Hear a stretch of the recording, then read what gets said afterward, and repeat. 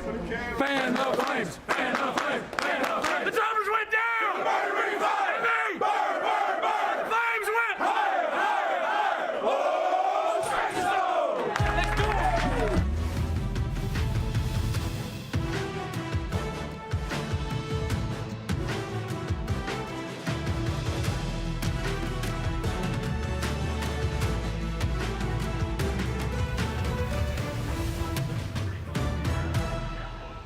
Welcome to Flames Central Game Day on the campus of Liberty University, brought to you by Earthright Mid-Atlantic, Solar and Energy Efficiency. Well, it's Homecoming 2023 on the mountain. Alumni rolling in. The band is ready to go, and Flames Nation has arrived here at the Bill as they're expecting a quality contest here today. Rhett McGibbon alongside Pat Kelly, Reginald Walker Jr. And guys, Homecoming, always a fun day. Pat, you got any great memories of Homecoming during your time here at LU? Oof.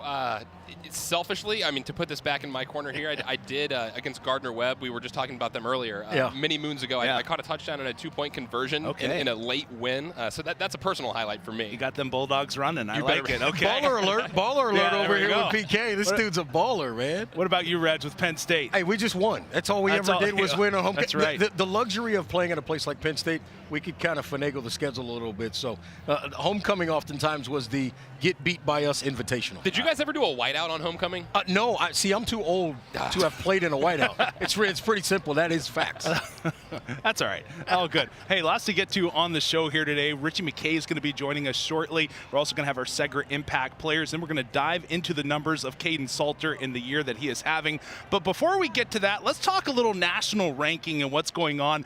When you look at it, top 25, Liberty, not there. They're technically ranked 28th, receiving votes. Who likes that? Who even reads that, truthfully, at the bottom of the page? But my question, why is Liberty not ranked?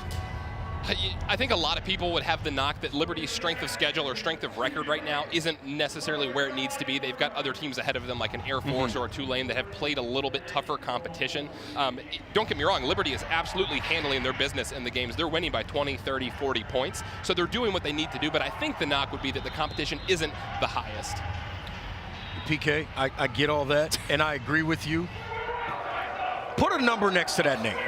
We're going to put some respect on this team's name, 8-0. And I don't want to hear the committee tell us how difficult it is to win football games and then look at a team 8-0 and forget that they're 8-0 and understand how hard it is to win football games. And the other piece of that, 4 wins in 19 days. Yeah that's a gauntlet of a schedule. I don't care if you're playing parked cars. If you win 4 games in 19 days, you've accomplished something great. Can I get an amen, Pat? Amen. Yeah, there we go. Hallelujah. You look here, LU, just like Reg was saying, 4 conference victories in 19 days. That coming against Sam Houston, a nail-biter. Jacksonville State, who has been playing some great ball, just narrowly lost to South Carolina today. Middle Tennessee, our guy Nick Vattiato, he was slinging it around. And then Western Kentucky, who was picked to be the favorite in that conference. Liberty has done some great things. Let's go back to last week's victory at Western Kentucky. The Flames rolling in there, and a lot of people had this date marked on their calendar. Yeah, I mean, this maybe some foreshadowing for our Conference USA Championship game. I'm not going to lie, I was a little nervous when things kicked off in this game. Western Kentucky scored to start. Liberty's got the ball on their own 15-yard line. It's 4th down. They go for it. They're resilient. They end up converting. They really put together a good second half. But one thing that people aren't talking about in this win that Liberty had, that's a very good Western Kentucky team. There's a reason why nobody wants to go into Western Kentucky from other conferences, particularly at the Power 5 level, because they know that that's a place that dreams can, as Les Miles once said, that's a place where dreams can go to die. Right. They don't want to go in there. This team from right here in Lynchburg, they walked in there, they puffed their chest out, and they walked out with a win and flew home. You don't do that easily, and that's another reason why this is a football team that should be taken seriously. We know what they can do offensively, defensively, they keep improving and getting better. This is a really, really good Liberty football team, and they belong right there at the top of the standings because they've taken out everybody that stood in front of them. Yeah, that victory helped them lock up the top spot for right now. They need one more win in conference play to lock up a home date on December 1st for the conference championship. But when you look at the rest of the names on the list, okay, Jacksonville State ineligible for the conference championship game. There's a big game today between the Aggies and the Hilltoppers. Who do you like in that one? You're asking me. I'm saying Western Kentucky. I mean, I think from an offensive perspective, they're a juggernaut. They've got a guy in Austin Reed at quarterback, Malachi Corley at receiver. Those are two guys that could play at a lot of Power 5 schools. I think they're the team that's going to come out with the win today, and that's who would be the Conference USA rematch. I'd have to agree because Corley, look, guys, I play defense. I want no part of a guy like Malachi Corley. He gives you so many problems. They can move him around. He can make plays in space. He's difficult to get on the ground. When you have a guy like that, a difference maker, a true difference maker, it creates a lot of problems. I don't know that the Aggies have an answer for him. All right, let's spitball here for a second. If it is Liberty Western Kentucky again in the final, who do you like? It's tough to beat a team twice in the same year. It is. I think here's why I would say, and I realize the location is a factor, but here's why I would give the edge to Liberty if it is played here. Reggie just wants to keep coming back to the desk. That's what's going on. He just wants to keep coming back to the desk. But let's think about it. Yeah. What do you build your team for? November and December? Yeah. You got to be able to run the football. And Liberty runs the football. Western Kentucky, they want to throw it around. That offense, there's a reason why they score a lot of points.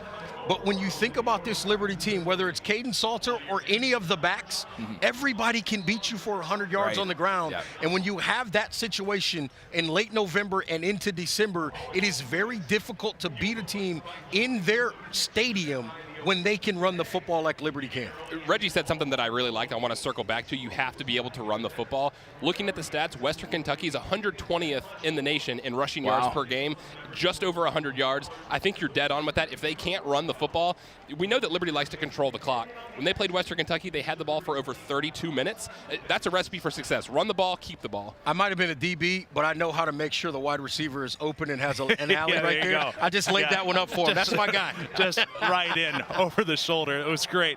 Well, these Liberty Flames obviously on the path for success, looking good right now, but Novembers have not been kind to them lately, and with more on that, we head down to Matt Warner.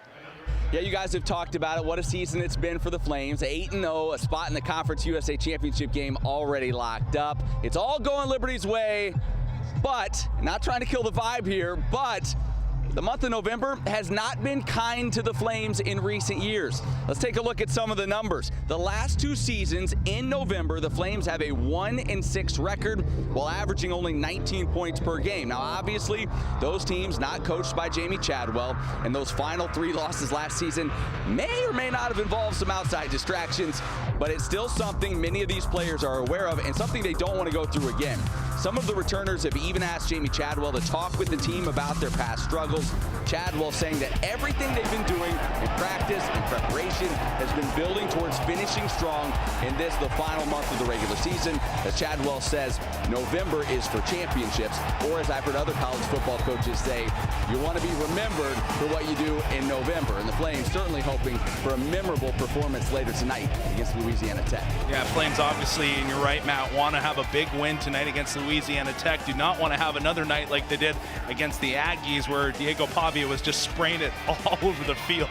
That's not what they want to see. All right, more on tonight's game. Let's kind of start diving into our Century Exterior scouting report. When we look at this group in Louisiana Tech and you look at them defensively, it's a head scratcher. It really is. In the conference, #1 pass defense, but then when it comes to run defense, they're dead last. Yeah, teams have kind of had their way with them on the ground. And, you know, you talk about their secondary, they do a terrific job. Willie Roberts is an absolute phenom. In terms of man-to-man coverage, this guy can absolutely dominate. You see number 5 there, Deshaun Hall, 3.5 sacks on the season. But like you said, teams are just running the ball all over this squad.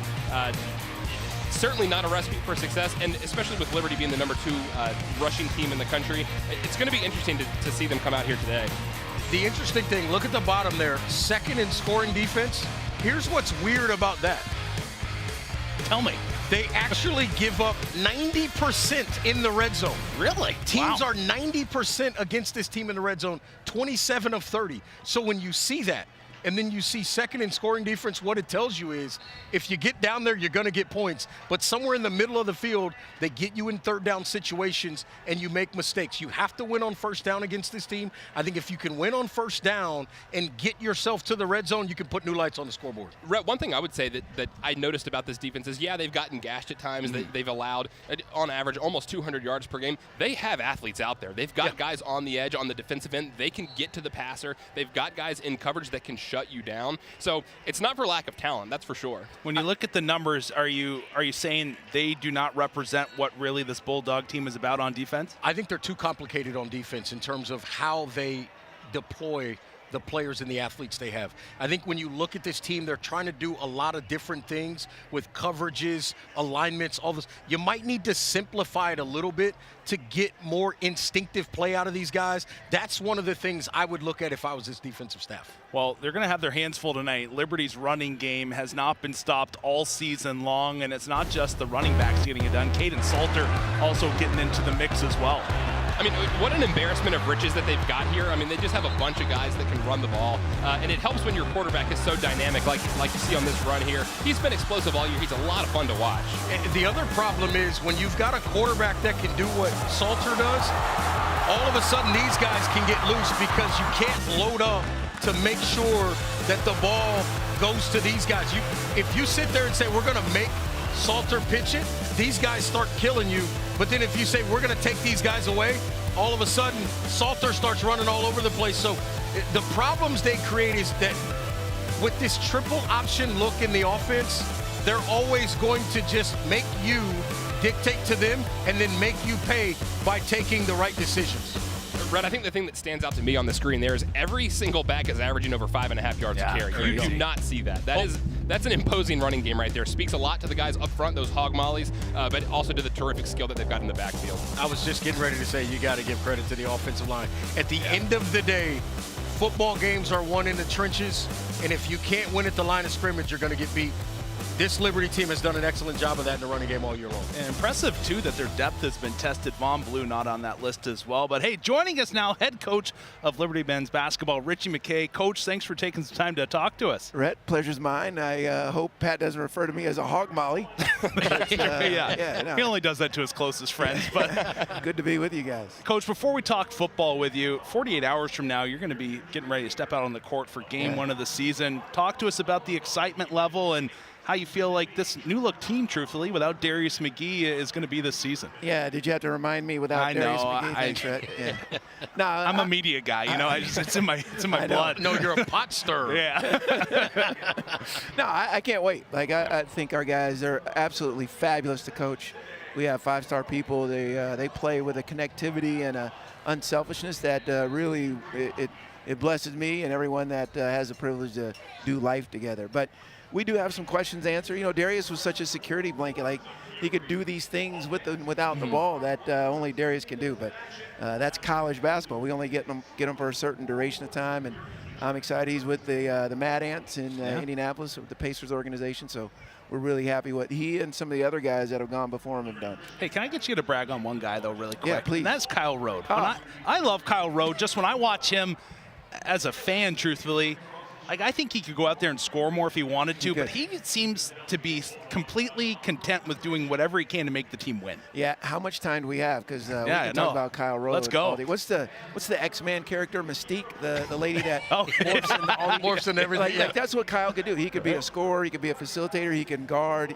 He leads like no one I've ever coached. That's awesome. We're really fortunate to have him. I'm dreading his last game in a Liberty uniform because that dude, his fingerprints are all over the success of our program. That's great stuff. Well, as we turn to football now, Jamie Chadwell, first year at Liberty, first year in a new conference, new team. You're getting settled with your family. How remarkable is it that he's been able to accomplish what he has this season, 8-0? Yeah, hats off to Ian McCall and his staff to be able to attract someone of Coach Chadwell and his staff's quality. It speaks to who Liberty is and how thoughtful or forward-thinking Ian is. I think his arrival and he had some big shoes to fill because Coach Freeze was phenomenal. And I really feel like Coach Chadwell, I don't know if the public, you guys know because you played at a really high level, I don't know if the public or Flames Nation or any fan base really know the burden we carry as head coaches, because, man, we want to win for all those that support us. And so to be 8-0 and having flipped the roster by, what, 50%? Yeah. I think what he and his staff has specialized in is taking what he had and making it better, as well as putting his own stamp. And they've got such an innovative offense. I heard you guys talking about it. Like, they're fun to watch, and I see a lot of joy. I'm unbelievably impressed with what they've been able to do so far. Hey, Coach, I love the breakdown of athletes and thinking, no pun intended, the crossover between basketball and football. Yeah. If there was a guy from this football team that could be on your basketball team, or from your basketball team that could be out here on the turf, can you throw us a name? Can you give us any kind of comparison? Well, Pat, let me ask you, is it what they say or claim they could do, or is it what I see? Well, I should be in the NBA if it's back what I claimed I could do. You and I both? You and I both? No, I mean, there's so many really good athletes out there. One of the players who's redshirting this year, Jackson Shire, his brother's on our team, he tells me he has game, but when he came in the gym and shot, he shot it a 15-footer, 25 feet. So I'm not sure. No, I'm just kidding. If he sees this, he's gonna be mad at me. No, I mean, Salter's such a great athlete. You would think he'd be one, but they have some dudes that are really tough and gritty too. I don't know. I don't know if I could pick out one. But I wouldn't mind having tryouts if Coach Chadwell would let me. Would you like an Xavier Gadlin kind of down in the paint, 325 pounds and nasty down there? Yeah, I would absolutely love that. I could do that too. You got to win in the paint, right, Coach? Yeah, you got to win in the paint. No doubt. Let me ask you this, and I think this is an interesting piece of things. You go take over a program. Obviously, Jamie Chadwell is doing that here. Yeah. What is it? When do you sort of start to realize they're bought in and they're following me and we got a chance to do something special? Is it a series of events, or is it that one moment as a coach that you find that sort of answers that question? Yeah, great question, Reggie. I think oftentimes, and you guys, again, at the level you played at, you've experienced this. Typically, we don't really know how good we are or what we aren't until we face a little adversity. And they're 8-0. You know, today could be 9-0. I do think the biggest obstacle for them is to just silence the outside noise. Everyone's expectation, are you in the top 25? Do you deserve a New Year's 6? I think all that can maybe get your eyes off the given prize. But I heard a great quote the other day. It said, happy is the man that doesn't seek happiness in the distance, but is right. He watches the grass grow under his feet. And I think that's what this group has embodied thus far. And, man, look at the remaining schedule, some home games, Flames Nation behind us. I like our chances. Let's just go 1-0 today, though. That's right. Yeah, that's great stuff. Well, Coach, thank you so much for the time and stepping up here. 5 minutes goes really quick. Yeah, fellas, you do a great job. Appreciate your breakdown. And can you guys come over to Liberty Arena and do the same for us? If that's an invitation, I'm going to pull up. Yeah. Coach, if you need me on the court, you just let me know. I'll get out there and hoop. You know what? I thought I was going to have one of those big heads like Lee Corso. I can't find one. We can make that happen next time. Come back next week. All right, guys. Thank you. Yeah, thank you. All right, hey, time now for our Field Pass, brought to us by Carl Miller Realty. Bryland Green standing by to chat with us. And Bryland, talk to us about this year, man. Obviously, last year, your freshman season, you come into this year. How much has the game slowed down for you? Man, it slowed down a lot, especially with the new coaching staff that we have.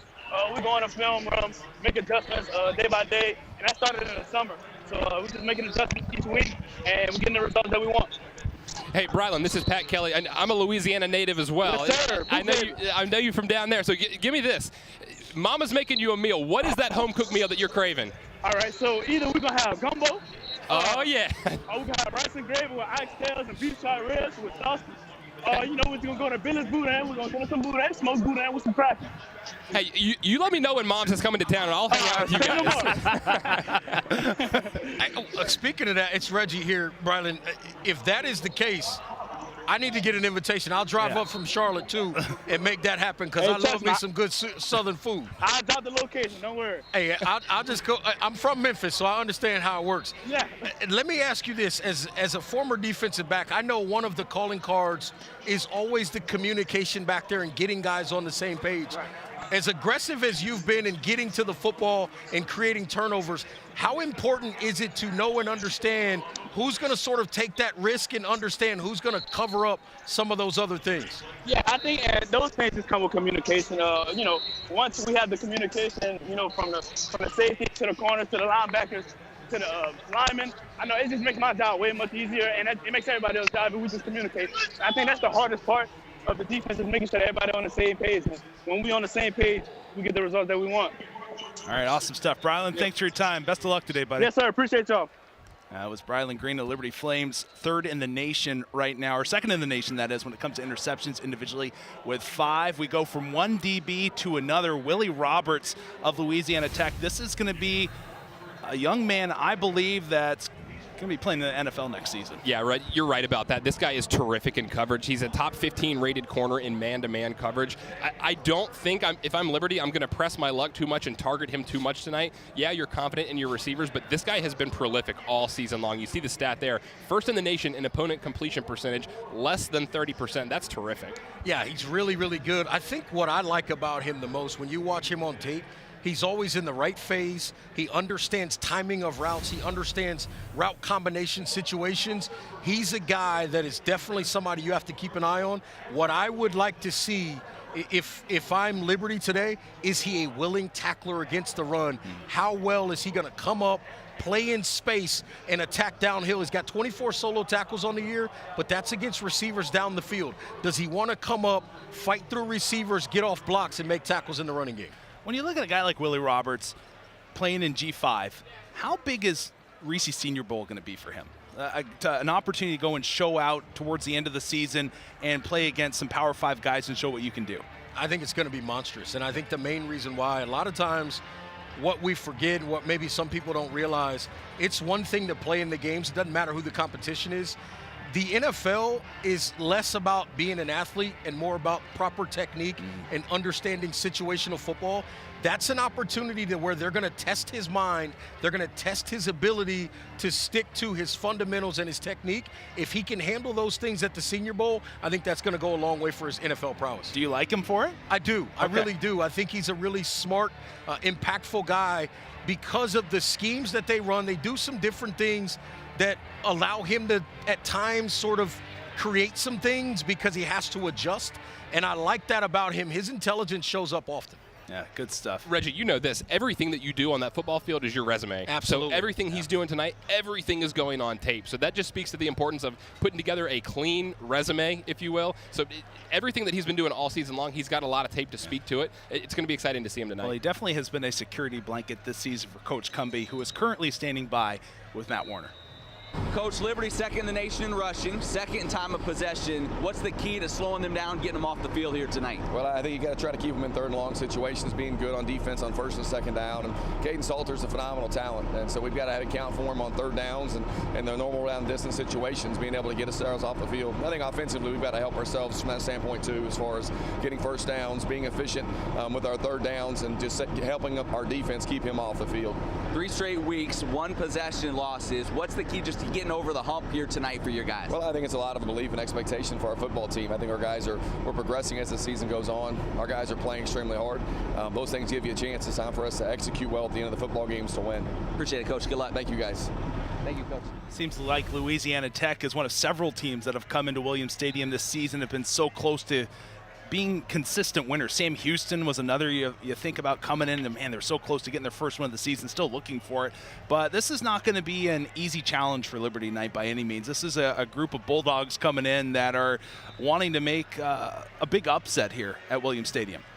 Yeah, this is a football team. Sonny Cumbie said, I had a chance to talk to him last year and this year, and he talked about how he thought they could really do something this year and create some waves.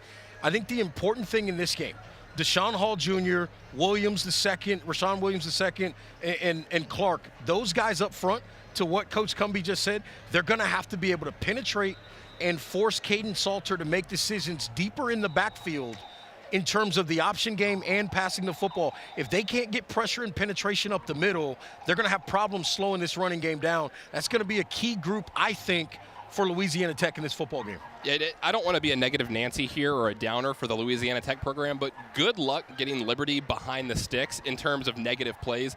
Liberty's third in the country in terms of tackles for loss allowed per game. This offensive line moves people. These backs fall forward constantly. It's going to be tough to get them in second and long, third and long. So, hey, Coach Cumbie, good luck to you guys. I don't necessarily see that being the case tonight. Yeah, and this is, like you mentioned, the running game so good for LU. They're also going to have to deal with Kaden Salter. And when we look at our Freedom First Inside the Numbers segment, Kaden Salter is our focus here today. This is a young man that has really come into his own before our eyes this season. And you look at the national numbers, like the run game gets so much chatter, but he is having, I don't know if you want to say quietly, but he is having a great season. No, he absolutely has. And the thing that I'm most impressed with in his game is just the ability to take care of the football. You know, he's got 3 interceptions on the season so far. He's not putting the ball in harm's way, and that's the recipe for success. You see a lot of open shots here. It's because that run game has been so effective. But he's taking care of the ball, and that's what has them at 8-0 right now with a chance to go 9-0. He lets the past be the past. I love that. Make the play, move on to the next one. If it wasn't successful, it doesn't matter. Move on to the next one. And you look here as at the comparison between the two, Malik Willis and Kaden Salter, year one. A lot of comparisons here, and I'm kind of counting this year one for Kaden Salter. 19 touchdowns so far this season. In 2020, the first year for Willis as a starter, he had 20. Interceptions down for Salter. You could see a lot of those numbers being overtaken by Salter throughout the rest of the season. No, I definitely think that you can. The one thing that's deceiving here is Liberty's done a really good job this season of possessing the football, keeping the football, so they haven't had those extra possessions that a Malik Willis-led team of the past had. Don't get me wrong. I think that Kaden Salter's numbers could be far higher than this, but they're possessing the ball so much during the game, and he's got other weapons to get the ball to. That's number one, right? The taking care of the football. But the other thing I like is he's accepting that there's other playmakers around him, which is taking away from those numbers. He's willing to pitch the ball in the option game. He's willing to throw the football away if nobody's open. Making those kinds of right decisions to line up another down, I think that's why he's having such a great year, Kaden Salter. And I also think that's why he does have a chance to overtake some of those numbers. Yeah, good stuff. All right, well, he has been obviously a big help for Jamie Chadwell, and Jamie Chadwell influencing him as well. And Coach Chadwell standing by right now with Matt Warner. Well, Coach, last couple of weeks, over 300 yards through the air against your defense. What do you do against a team tonight that likes to throw it well to shore that up? Well, we got to do a better job of rushing the passer, I think. Anytime that you can't get there before, you have to cover a little bit longer. And then what's happened, if we try to go more, then that leaves us susceptible. So we got to do, I think, a better job of if we can just rush with 4 and get some pressure, and then we might not have to gamble as much. Special teams, always important, but tonight, with their explosiveness in the return game, do you play that any differently? How critical are special teams this evening? I think tonight, is our biggest challenge. I think we've done a nice job special teams, but we have to really kick the ball well tonight. Smoke Harris does a fantastic job, and he's you kick him the ball, he can make one guy miss, and it's a big play. And so we will have a couple different things we're going to try to do. End of the day, we got to execute the kick, and if we can't execute the kick, then we're going to have to do some other stuff. Appreciate the time. Good luck, Coach. Thank you. There was Coach Chadwell, and we'll talk about Smoke Harris in a little bit. I know you're chomping at the bit to talk about the Smoke, but we'll get to that in just a few minutes. Before we go, Oasis matchup spotlight, and when we look at these two sides once again, the LA Tech passing game here, Louisiana Tech, it's kind of been a little bit of a inconsistent play under center. Obviously, Hank Bachmeier has gotten hurt throughout the year, but tell me this, is this a low-key, sneaky, good passing game when you look at it with Hank under center? Because Jack Turner did spend some time there, and he did get 6 passes intercepted during his tenure. Yeah, I definitely think that this is a unit that they've had some inconsistencies. They've had to come back late in games, which when you take away the threat of the run, it lets the defense kind of pin their ears back and be in a little bit more advantageous coverages. But Bachmeier, he's got weapons. I mean, he's got Smoke Harris, he's got Cyrus Allen who can take the top off the defense, that possession receiver, go up and make plays. So they've got guys that if you put them on an island, they can go out there and do some damage. I think it is a sneaky good passing offense. I think the one thing about this passing offense, they've got to be better at truly pushing it down the field more consistently. Bachmeier is averaging less than 10 yards per attempt. And when your number is down under 8 yards per attempt, that means you're not hitting a lot of those shots down the field either. They've got to get better at that. If they don't get some explosives today, they're going to have problems. Yeah, when you look at Liberty's air defense, we're calling it first nationally in interceptions, 16, top 30 in scoring defense, tied for third in the turnover margin. And we were talking to Bryland Green earlier, who has been a stud this season in the sophomore campaign. Yeah, Rhett, the one thing that I'll say is, it seems like this defense has lost a little bit of mojo in terms of the last couple of weeks. I've allowed two consecutive 300-yard passers, so I'd like to see them get back on track. You talked about communication. I want to see them get back to that early season dominance in the secondary. I think that's an important aspect, but the one way that they're going to get there is this defensive front has got to wreak more havoc. They've got to create a lot of problems for Bachmeier, particularly if they can push the pocket up the middle. Bachmeier has some athleticism, but he's not the most mobile guy. He's not going to run for a bunch of first downs. Make him move his feet and see if he can make plays that way. When you look at Liberty's entire defensive unit, and honestly, entire team, I know there's been some special teams issues, but is that front line you were talking about? We're used to a Liberty team that gets a bunch of sacks throughout the year, and we'll get to where every sack is a sack to give back here in a few moments. But this group, is that the one area where you'd say that's a glaring weakness on this team? To be honest, if we're going to be realists here, I think yes. You look at this unit from last year, they were third in the country in total sacks for the season. This year, they average 1.8 per game. That's good for 88th. So pretty precipitous drop there. They're not getting pressure. Granted, they've done a great job. The coverage has been terrific, as evidenced by the interceptions. Up front has been a little bit weak. They're not getting pressure, which obviously we'd like to see more of tonight. I totally agree with that. If you can't, listen, as a defensive back, I always love when you guys can get penetration up front, the big guys, because then I can gamble more because I don't have to cover very long. If you're asking guys to plaster and cover 3 and 4 and 5 seconds against Sonny Cumbie's offense, it's going to be a very, very long night. That defensive front's got to be a factor tonight. All right, we'll have to wait and see if it is. Well, nothing like homecoming on the mountain 2023. Liberty football coming up here in just a moment. Emily Austin will join us and talk to Chris Vanini about Conference USA. Pat and Reggie name their Segra Impact players, and we give you our keys to the game.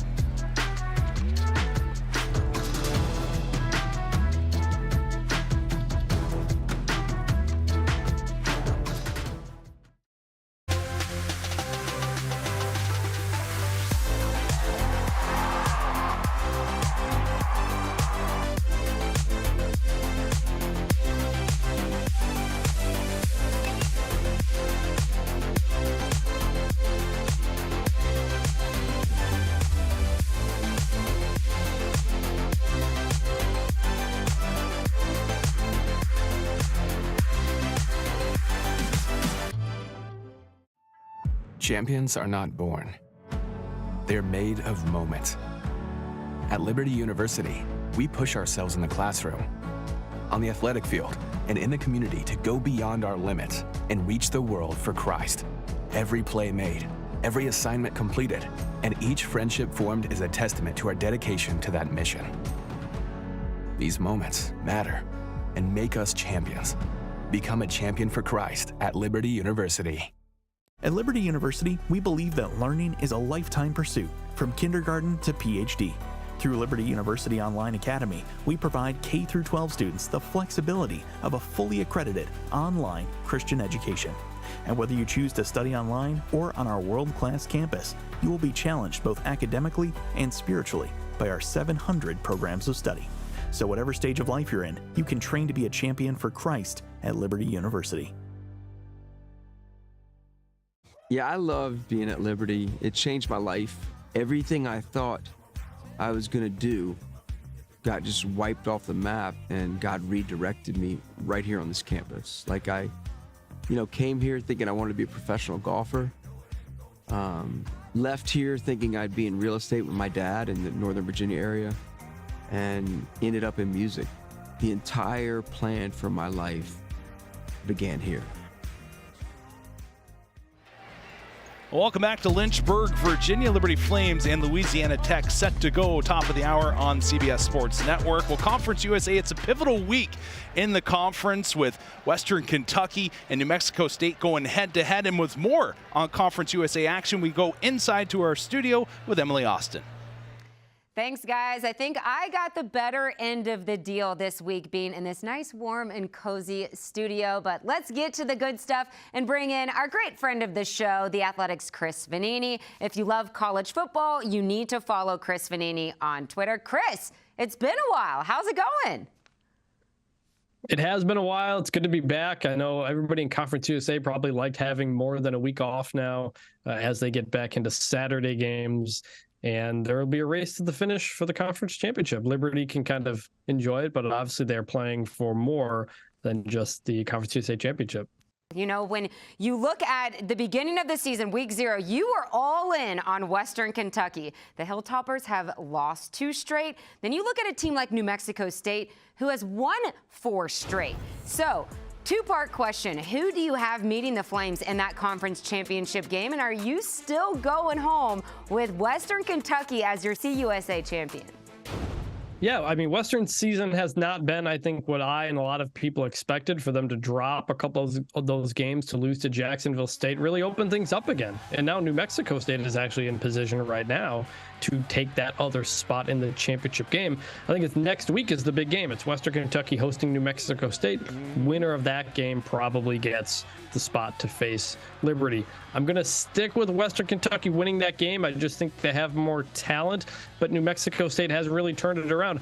I thought they would have a big year too. I mean, they're 1 win away from securing for sure bowl eligibility. They had some strange losses early in the year, but they've picked it up, and that'll be a big game next week. But I'm still going to go with Western Kentucky to get into that title game. But it'll all come down to next week, pretty much. Maybe Aggies head coach Jerry Kill, maybe he promised another tattoo. You never know what got those Aggies going. But we'll see who the Flames will see in that conference championship huge game next week. One of your games of the week this week is Jacksonville State at South Carolina. You know, we all think that this rule should change. Jack State can't play in the conference championship, the bowl eligibility. We're seeing the same issue with JMU. Has there been any discussion within the NCAA about changing this rule? Not particularly. In fact, it's going the other way. It is getting harder for FCS programs to move up to FBS now. There are more restrictions coming. That includes an application fee that goes up from $5,000 up to $5 million. There are going to be stricter scholarship requirements in terms of the percentage that you are using and that you are giving out. So across the board in the NCAA, they are making it more difficult to move up a division, to move up a classification, because we've seen a lot of schools doing that in the last number of years. And you're right, while James Madison has gotten all the attention for not being allowed to go to a bowl game this year unless there are not enough 6-6 teams because they're undefeated, Jacksonville State's in that same spot. They are also bowl eligible if there aren't enough 6-6 teams, otherwise they're not. So they've had a really good season, and they should be talked about just as much as JMU at this point in terms of where it could go. But I don't think that rule's changing. That 2-year classification, that continues to be the path that they are putting it on. Let's stay on the topic of bowl season. You mentioned that there is a possibility Liberty could be in that New Year's 6 mix. What has to happen for that to become a reality? Well, we got the first CFP ratings on Tuesday, and Tulane was actually the number 1 Group of 5 team, despite having 1 loss. Air Force was number 2 at number 25. Outside of that, we don't know what the committee ranked, but that means Liberty needs at least both of them to lose a game. You're going to need Tulane to drop a second game.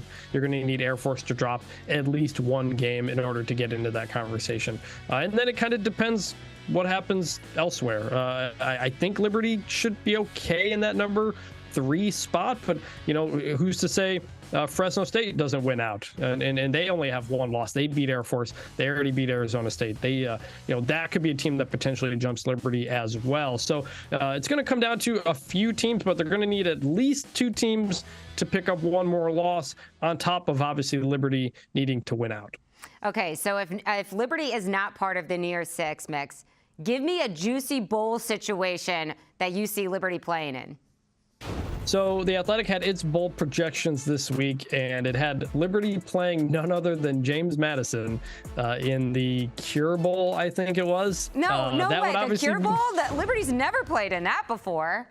Yeah, so I think it's that would obviously be a very juicy matchup. Those two teams, as we've talked about on this program before, would have a lot of animosity toward each other, would be a big rivalry. However, sometimes in these situations, the teams don't want to play that game. Not those two teams specifically, but just rivals. Sometimes it doesn't happen. But sometimes we get a Florida versus UCF in a bowl game. So potentially two undefeated teams, Liberty and JMU, in a game like that. I think that would be a lot of fun. I think it would draw a lot of attention.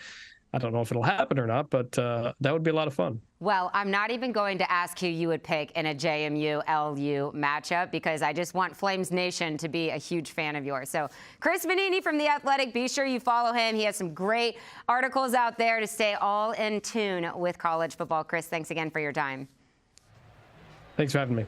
All right, guys, we'll send it back out to you on the mountain. All right, thank you, Emily. And boy, what a game that would be, JMU versus LU. My only thing with the Cure Bowl, now let's move that, and maybe I'm just angling for a home game here. How about we have them play in the Bahamas Bowl, which is going to be played in Charlotte this year? Okay. No, it's a home game for me. No. It's a home game for me. Here's the thing. Keep it the Cure Bowl because the Cure Bowl would cure all of JMU's complaining about not being in a bowl, so that would be perfect. That would be perfect. I like that. I like well done. Hey, before we go, I wanted to say one thing. Nice job there by Emily. I'm surprised with Halloween just ending, she didn't ask him about like dressing up dogs or something because she is all about that. So props to her for not doing that. Hey, all right, time to take a look now at our Segra Impact players. Hank Bachmeyer, this is a guy that got bucked out of Boise State, and here he is now with Louisiana Tech.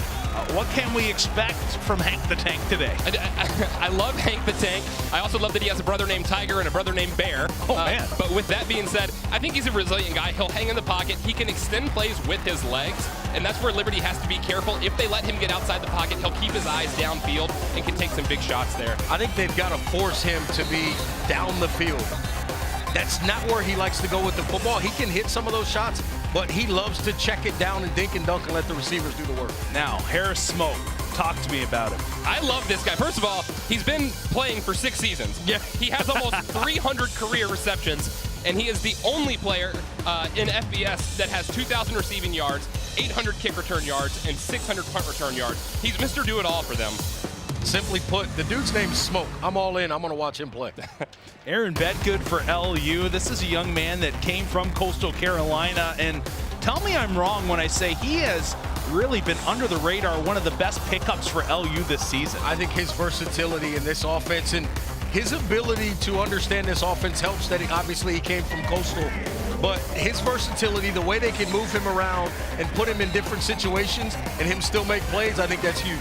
Take it a step further. He's become kind of an MVP because of Von Blue's injury going down. He has stepped up and filled a huge void. So I can't imagine what this Flames offense would look like without him. I'm glad we don't have to picture that, but he's been dynamic. The run game's going to be big tonight, and none other than Quentin Cooley you expect to lead the way. Yeah, there's no doubt about that. This Louisiana Tech defense struggles, especially up the gut. They're allowing over 200 rushing yards per game, not a recipe for success. Cooley's been on a heater lately. I mean, the last 2 games, I think he's carried the ball 57 or 58 times. They're going to feed this man. His consistency, his vision, his ability to finish plays, all you can ever ask for in a back. I love his game. Well, every sack is a sack to give back this season. Food Lion Feeds will donate 1,000 meals to a neighbor in need for each Liberty sack this season. And the Flames have 15 sacks for 77 yards lost this year, and a great look at all the homecoming activities that went on this day. Make sure you don't go anywhere. We'll be coming right back at you with our keys to the game in just a moment.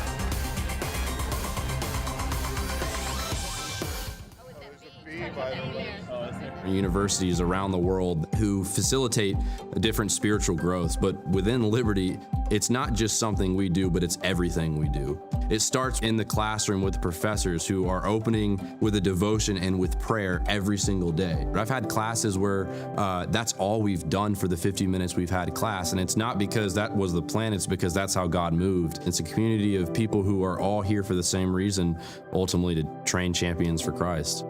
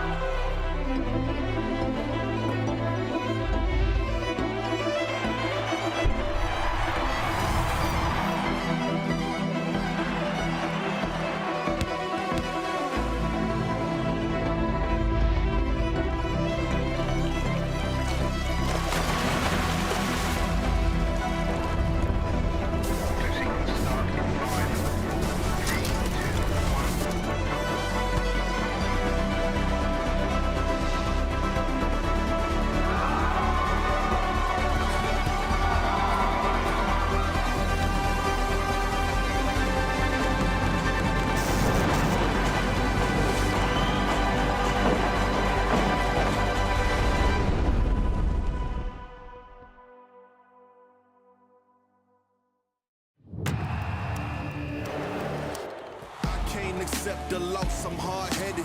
Risk anything to be great, and I'm not letting nobody rob. Now the Peebles three, boom. I can make nice or make history. Bounce pass, Robinson dunks it. Vincent, long three, near side, boom. Corner road for three, you bet. Cleveland going down the baseline and dunks this one down.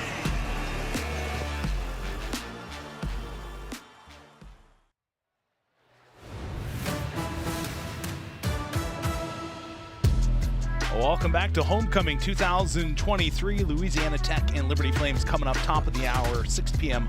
on the CBS Sports Network. Let's get to our keys to the game. And this is a pivotal moment here where Reg lays it all out there and puts his career on the line. No, you want to see them start fast today, Louisiana Tech. Yeah, Louisiana Tech has to start fast. This is a homecoming crowd. It's going to be lively. They're going to be into it. You got to take them out of this game early if you want to get a big win on the road. That's going to be a tall task, but they're going to have to start fast if they want to get a win. Then I think they got to protect the ball. This is a Louisiana Tech team that's -5 in turnover margin.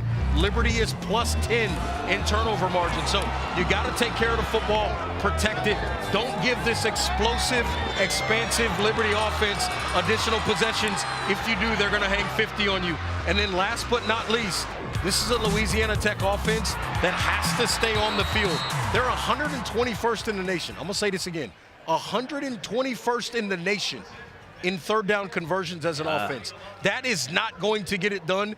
This Liberty defense in the top 70, giving up about 37.5%. So you better take this crowd out of it with a fast start. You better protect the football, and you got to stay on the field by converting third downs if you want to pull off a win here if you're Louisiana Tech. All right, those are Lord Reginald Walker's keys to success for the Bulldogs today.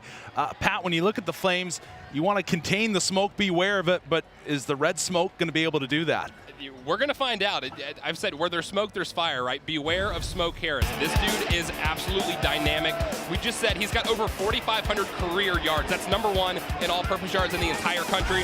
He's number 10th in the entire nation in receiving touchdowns with 22. This dude can do it all. And then kick return, punt return, guy is just freaking dynamic. I mean, if Liberty does not keep him contained, there are going to be some problems tonight. So #1, beware of smoke. When we talk about the second key to the game, it's going to be pivotal that Liberty just wears them out. Liberty averages 34-minute time of possession. They like to keep the ball. They'll wear you down. The last 3 games, they're averaging 57 runs per game, over 300 yards. Under Jamie Chadwell, his teams are 29-0 when they run the ball for over 300 yards. Wear them out. If they get into the third and fourth quarter and are continuing to have success, that's going to be the recipe for them. And then lastly, the third key is going to be to barricade Bachmeier. What I mean by that is keep him in the pocket. He likes to extend plays with his legs. Keep his eyes downfield. If you can keep him in the pocket, he's going to have those short intermediate throws. That's Liberty's specialty. You don't want to... They're going to try and make him force some deep passes. Keep him in the pocket. Don't let him use his legs. That's going to be a key for Liberty today. We've heard already today about Liberty's struggles in November, going 1-6 in the last 2 seasons. We know that it's a perfect record so far. If they are able to extend this, go 9-0, stay undefeated on the year, and I know there's a lot of football left. November's tough. Like, don't get me wrong, but should Coach Chadwell be on a short list of coaches of the year across this nation? I don't think they have to win all of them for him to be on that list. I think anytime you're in the first year with a program, with the world that we live in with the transfer portal, you got to be considered one of the best coaches in the country that year. If you're 8-0, 9-0, 9-2, 9-3, you know, you get close to 10 wins in your first year with a program, with the world we live in, you got to be considered for Coach of the Year. Pat, I want to ask you this. You know, I asked this to Richie as well. Is that you come into a situation like first-year head coach, these players don't know you. You have a huge turnover. What are your thoughts on him? Like, what has he been able to do to get this group of young men to buy into him and then also be successful on top of that? I think it starts that he cares about his players. You can definitely see that on the field. So when I know that someone cares about me, I'm going to give them my all. I'm going to want to, if I'm being invested in, I'm going to invest right back. The other thing that I would say is it definitely helps that they've had success. I mean, right out of the gate, they've been successful. It makes it a little easier to buy in when you're undefeated, when you're winning games. And as they continue to win, that buy-in is going to just keep climbing. One last thing to add, Jamie Chadwell's a smart guy.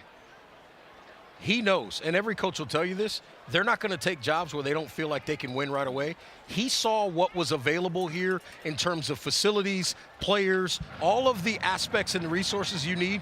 He knew there was a chance to win here. Whether or not he knew they would win it this clip this fast, that may be a whole different conversation. But you don't take a job anywhere where you don't think you can win right away. Yeah, we've been impressed by him. His peers have been impressed as well. And just recently at Convocation, Dave Pollock came to Liberty University to speak and had this to say about Flames head coach Jamie Chadwell.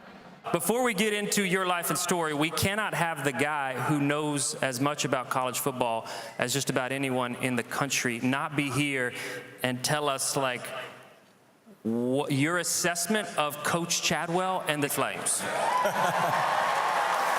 That's a great starting point. And so I haven't known a bunch of coaches in college football, but Jamie Chadwell is one that I've caught up with and I've known for a while. And I've always tried to keep an arm's distance from coaches because of what we did on television. And you want to be able to say what you believe and not like have to protect people. But the reasons you're lucky to have Jamie is Jamie's got strong faith, man. Like he's grounded, he's rooted in his faith, which is super cool. And another thing, and this is going to sound so elementary, y'all gonna be like, you're so dumb. Thank you. Why are you saying this? Jamie knows fun. Like, seriously, it is an epidemic across college football. Like, listen, football, newsflash, it's really cool when you're on the field. It stinks every other time, okay? Like, ankles taped, knocking the crud out of each other every single day, day after day. So, man, I mean, he just does a good job of bringing the fun. And so y'all are lucky to have him. And I think it's a perfect marriage after visiting this place and seeing what you guys are about. I have a freshman in high school, and I'm already putting the plug in for Liberty. Hey, I like the plug there from David Pollock. If you want to see more of his time at Convocation, go to watch.liberty.edu for the full Convocation. But big words said there by him. He has made it fun. You can see that in the players so far this season. All right, game pick time. Again, Louisiana Tech, Liberty University, Flames looking to go 9-0. Pat, who's your pick and what's your score? It's going to be a homer pick, but I think Liberty takes this one tonight 38-20. I think we start to see this offense lean on them in the third into the fourth quarter, and I think they start to pull away late. 38-20 Liberty. We've heard all about the November struggles for this program. Flames Nation, I know y'all are looking at me with a little bit of a side eye, but have no fear. 38-27 Flames. I think they get a couple of turnovers early in the second half, third quarter turnovers, turn those into points and pull away from Louisiana Tech. I like Liberty at home in front of this homecoming crowd, and they move to 9-0. All right, you heard it here first, coming from Reginald. Red Smoke coming back tonight on the mountain. Well, hey, thank you so much for tuning in today. The rest of the broadcast and post-game show coming up later on after this game on Liberty Flames social media. Top of the hour, CBS Sports Network. Liberty looking to remain undefeated in Conference USA play. Homecoming 2023. We'll be back after the game.